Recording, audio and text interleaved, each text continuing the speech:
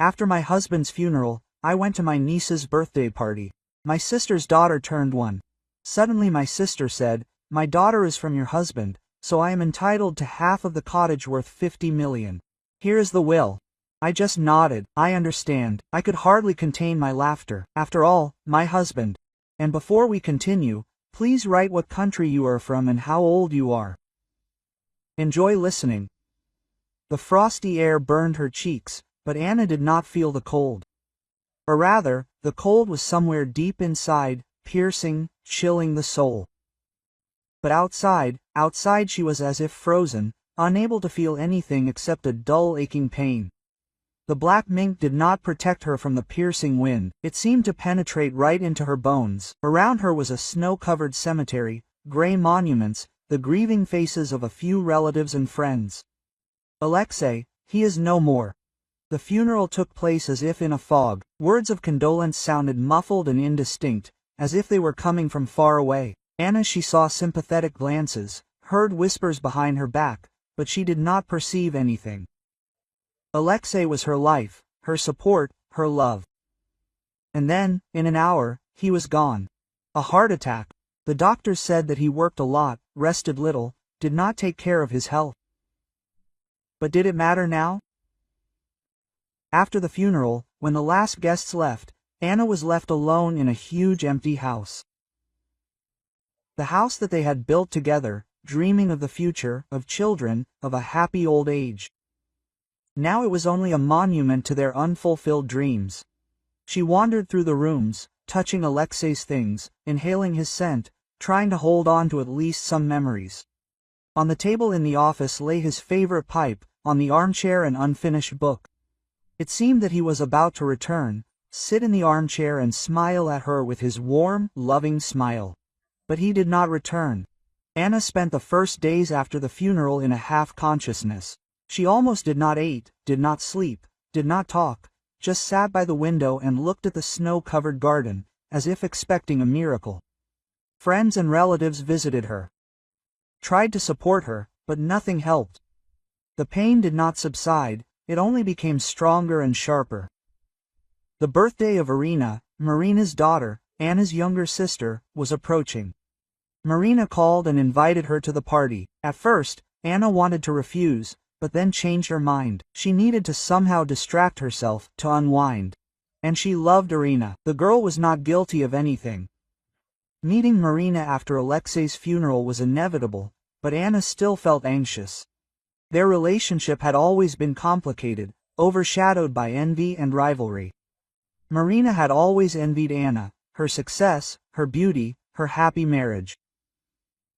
On Irina's birthday, Anna wore a black dress, emphasizing her pallor and fragility. She came to Marina's country house, located not far from their own. Children were running and playing in the garden. Laughter and joy sounded deafeningly in Anna's ears. She felt like a stranger at this celebration of life. Marina greeted her with a forced smile. "Anna, how good that you came. Irina was waiting for you so much." She hugged Anna, but Anna felt only coldness and falsehood. During the evening, Marina tried to stay close to Anna, ask routine questions about her well-being, offered to help. But Anna felt that there was something else hidden behind her words, something unkind. And then, when the party was coming to an end and the guests began to leave, Marina took Anna aside. Quote, "I need to talk to you," she said, looking Anna straight in the eyes. Anna felt how everything inside her went cold. She knew that something unpleasant was about to happen. Quote, "It's hard to say, especially now, when you are experiencing such grief," Marina began. "But I have to tell you the truth for Irina's sake." Anna was silent, waiting for him to continue. Marina took a deep breath and blurted out, "Irina, she's Alexei's daughter." Anna froze. Marina's words hit her over the head with a blow. She couldn't believe her ears. Alexei, with Marina? This couldn't be. Quote, "What are you saying?" Anna whispered. Feeling the world around her begin to crumble, Marina looked at her defiantly. "What you heard, Alexei, Irina's father, we had a relationship." Anna shook her head, refusing to believe it. It's a lie. You're lying. I understand that it's hard for you to accept this, Marina answered calmly. But it's true, and I have proof. She took a folded piece of paper out of her purse and handed it to Anna. This is a will. Alexei left Irina half of your country house. He wanted her to be provided for. Anna took the paper with trembling hands. She unfolded it and ran her eyes over the text. It really was a will, drawn up in Alexei's name. It said that half of the country house worth 50 million rubles would go to his illegitimate daughter, Irina Smirnova. Anna felt her legs giving way. She leaned against the wall to keep from falling. Everything was swimming before her eyes. Quote, "This can't be," she whispered. "It's a fake." "This is a real will," Marina insisted. "It's notarized." Alexei wanted Irina to get what she was entitled to. Anna looked at Marina with hatred. She couldn't believe that her own sister was capable of such betrayal. Betrayal towards her, towards Alexei, towards their memory. "You're disgusting," Anna said, holding back tears. "How could you?" Marina shrugged. "I'm just protecting my daughter's interests. Alexei loved Irina and wanted to take care of her. Is it all about money?" "Yes," Anna asked. "You've always envied me and Alexei. You've always wanted to get what I have." "It's not about money," Marina answered. "It's about justice. Irina is Alexei's daughter. And she has the right to his inheritance." Anna squeezed the will in her hand. She felt devastated, betrayed, deceived. She had lost her husband, and now found out about his betrayal. And all this for money. Quote, "I won't let you do this," Anna said, looking Marina straight in the eyes. "I will prove that this will is a forgery, and you will answer for your actions." Quote. She turned and walked out of Marina's house, leaving her standing in bewilderment. The snow crunched under her feet, as if mocking her grief. Anna walked along the snow-covered road, not knowing where to go or what to do, but she knew one thing. She would not give up. She would fight for the truth, for the memory of Alexei, for her future. Anna sat in a chair, looking out the window at the snow-covered garden. Pain throbbed in her head, mixed with bitterness and mistrust. Marina's words echoed in her mind. Irina, Alexei's daughter, half of the house belonged to her. How was this possible? Alexei. Her Alexei, whom she knew as an honest and decent man, capable of such meanness. The years of their life together came to mind. Their acquaintances, romantic dates, wedding, the house they built together. Everything turned out to be so strong, reliable. Alexei had always been attentive to her, caring.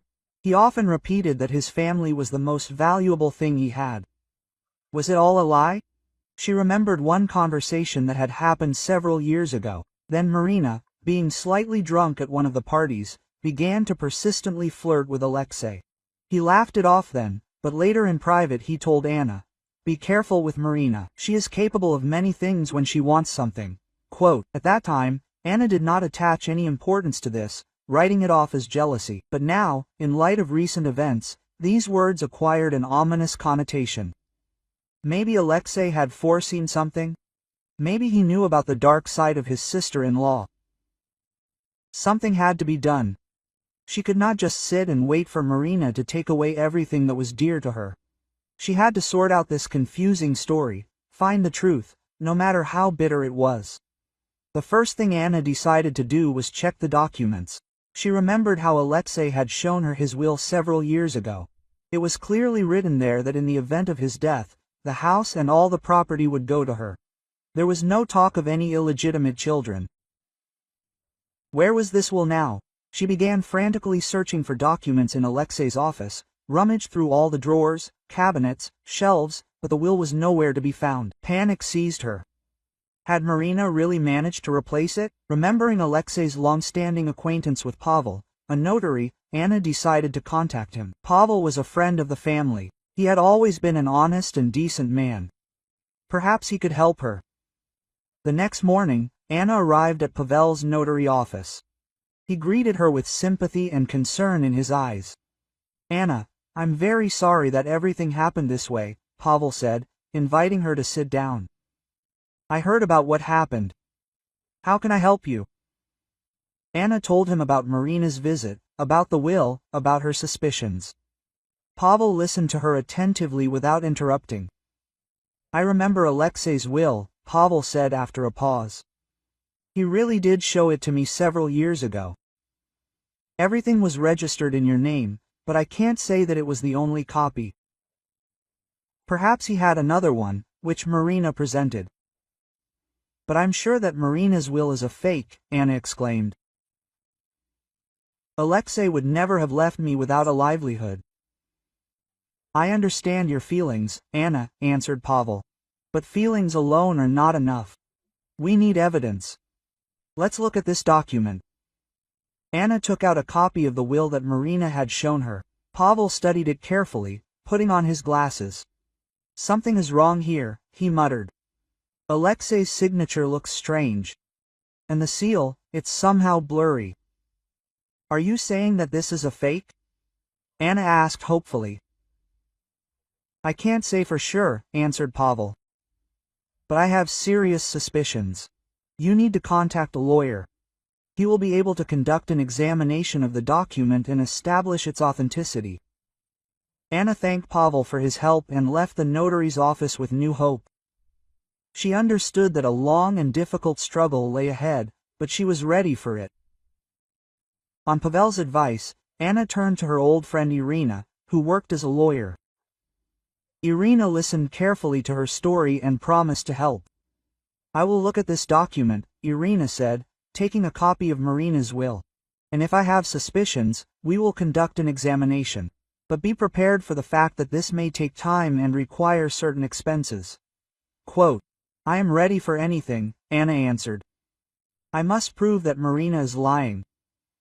A few days later, Irina called Anna. I have bad news, Irina said. The document that Marina showed you really looks suspicious. The signature, the seal, even the font, everything raises doubts. I think it's a fake. What should we do? Anna asked. We need to have the document officially examined, Irina answered. And if it confirms that it's a fake, we can go to court. Anna and Irina began preparing for the trial. They collected evidence, questioned witnesses, conducted examinations. Anna felt her strength gradually leaving her.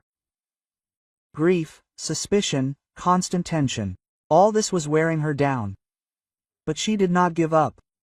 She knew that she had to fight for the truth, for her honor, for the memory of Alexei. One evening, as Anna sat in her office, sorting through documents, a thought came to her mind. Alexei had always been a very cautious person. He always planned everything in advance.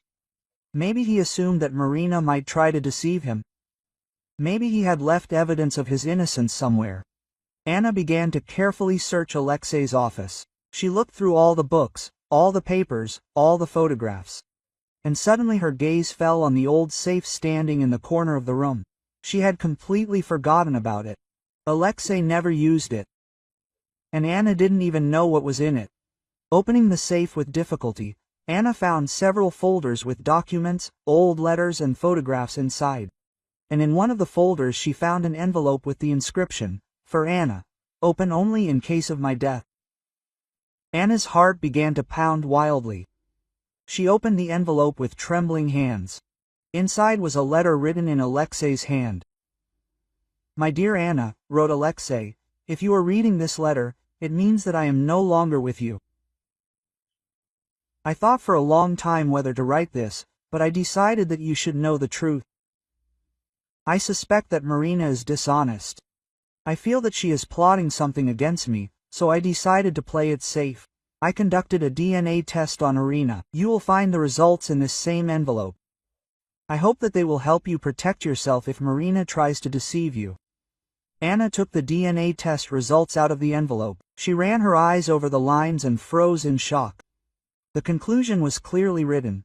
Alexei Sergeyevich Ivanov is not the father of Irina Smirnova. Tears welled up in Anna's eyes. Alexei had foreseen everything. He knew Marina was capable of deception, and he had made sure to protect her. Suddenly the doorbell rang. Anna wiped away her tears and went to answer it. Sergey, Alexei's brother, stood on the threshold. He looked worried. Quote, "Anna, I need to talk to you," said Sergey. "I have something that can help you." Anna let Sergey into the house. "I am ready to testify in court," said Sergey. "I know that Alexei was an honest man, and I will not allow Marina to discredit him."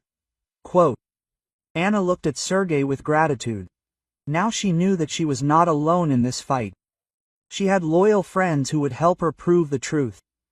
She clutched Alexei's letter and the DNA test results in her hands. Now she was sure of her victory. Marina would not escape responsibility. The truth would prevail. The meeting at the notary's office was frosty not only because of the winter cold that gripped Moscow. The cold was felt in the air, electrified by the premonition of the inevitable outcome. "Are you sure you are ready for this, Anya?" Pavel asked quietly. His gaze, full of sympathy, was directed at her. Anna nodded, trying to hide the trembling in her voice. "Yes, Pavel, I must do this for Alexei, for justice."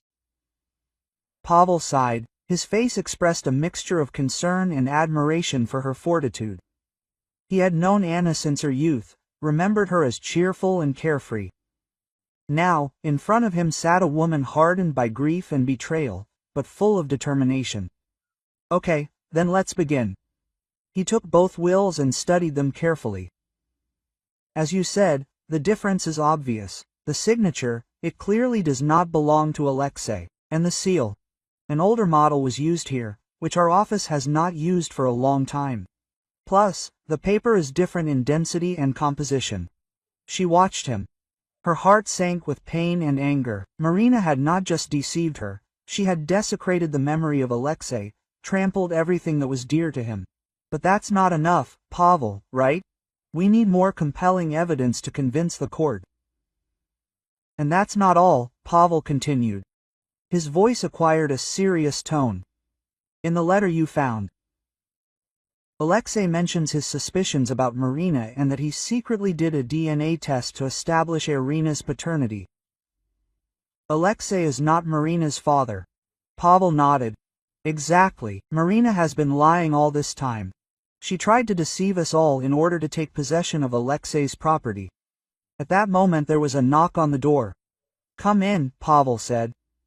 Irina, Anna's lawyer, entered the office. Her face expressed confidence and determination. "We are ready, Pavel," she said. "The hearing is scheduled for the day after tomorrow. We have all the necessary evidence to expose Marina." Quote, Anna rose from her chair. Her gaze was full of determination. "Then let's do it." It was time to put an end to this lie. 2 days passed in a blur. Anna barely slept, preparing for the upcoming court hearing. She went over every detail, every word, every argument in her head. She knew that her future, her reputation, her right to Alexei's inheritance depended on this day. The court hearing was held in a room filled with a heavy air of tension. Anna sat up straight, trying to remain calm, although inside everything was seething. Next to her, as always, was the imperturbable Irina. Her lawyer was whispering something, encouraging and reminding her of the plan. On the contrary, Marina, with a pale but haughty face, sat with her arms crossed over her chest, surrounded by her lawyers. She seemed confident in her victory, as if she still had not realized that the cards were no longer in her hands. The judge, an elderly woman with a piercing look, announced the beginning of the hearing. It began with formalities, the presentation of the parties, checking of documents. Irina presented the original of Alexei's will, the very one that Anna had found in the hiding place. Marina, in turn, presented her copy, the very one with which it all began. Quote, "Your Honor," Irina began. Her voice sounded confident and clear in the silence of the hall. Quote, "We claim that the will presented by the defendant is a forgery. We have irrefutable evidence of this." Irina presented in detail the results of the examination conducted by independent experts. She pointed out the discrepancies in the signatures, seals, the quality of the paper and ink. Every word, every fact sounded like a nail being driven into the lid of the coffin of Marina's hopes. Marina's lawyer tried to object, pointing out the alleged inaccuracies in the examination, the possible bias. But Irina parried each of his arguments, demonstrating professionalism and deep knowledge of the case. It was time for the evidence presented by Anna. Irina asked to provide the court with the results of the DNA test conducted by Alexei during his lifetime. The silence in the courtroom became almost tangible. The judge carefully studied the document handed to her by the secretary. Quote, "According to the evidence presented," the judge said, "Alexei, the late Alexei, is not the biological father of the child, Irina, the daughter of the defendant Marina." A muffled whisper was heard in the courtroom. Marina's face was distorted with rage and despair. She tried to say something, but her voice was drowned out by the hubbub of voices. "What can you say in your defense, Marina?" Her voice was cold and dispassionate. Marina raised her head. There were tears in her eyes, but there was no remorse in them. "I just wanted to provide for my daughter's future," she whispered. Her words sounded unconvincing and false. No one believed her. The judge, having listened to all the arguments and studied all the evidence, delivered her verdict. The court ruled that the will presented by the defendant Marina be declared invalid. All the property of the late Alexei passes into the legal possession of his widow, Anna. Applause was heard in the courtroom. Anna felt a huge weight lifted from her shoulders. She won. She proved her case. She took revenge for the betrayal. Marina, hearing the verdict, jumped up from her seat. "This is unfair," she screamed. "You will all regret it, I will be back." The guards quickly led her out of the courtroom. She screamed and struggled, but no one paid attention to her. Anna sat without moving. She watched Marina leave and felt neither gloating nor revenge, only relief and fatigue. After the meeting, Pavel came up to Annie. He hugged her and congratulated her on her victory. Quote, "You're great, Anna," he said. "You've passed all the tests. Alexei would be proud of you." Anna smiled. "Thank you, Pavel," she replied. "I couldn't have done it without your help." Irina came up. She shook Anna's hand and congratulated her on her victory. Quote, "Now," Irina said, "you'll need to take care of all the paperwork. I will help you with everything." Anna nodded. She knew that there was still a lot of work ahead, but she was not afraid. She knew that she could handle everything. After the trial, Anna returned home. The house seemed different to her, brighter and more spacious. She felt free. She went up to Alexei's office and sat down at his desk. She opened his laptop and began to look through his files. She wanted to know more about his business, about his plans. She found a letter addressed to a charity foundation. In it, Alexei outlined in detail his ideas on how his money could be used to help those in need. He dreamed of building orphanages, supporting talented students, creating medical centers. Anna read the letter and cried. She realized that Alexei was not only a successful businessman, but also a person with a big heart. She decided to fulfill his will at all costs. Marina, her subsequent fate was sad. She was charged with forgery and fraud. She received a suspended sentence. Her reputation was destroyed, and no one wanted to deal with her. Anna learned about this from Pavel. She felt neither pity nor malice towards Marina, only indifference. Anna started a new life. She learned to appreciate every day and enjoy simple things. She always remembered Alexei. He was in her heart, in her thoughts, in her actions.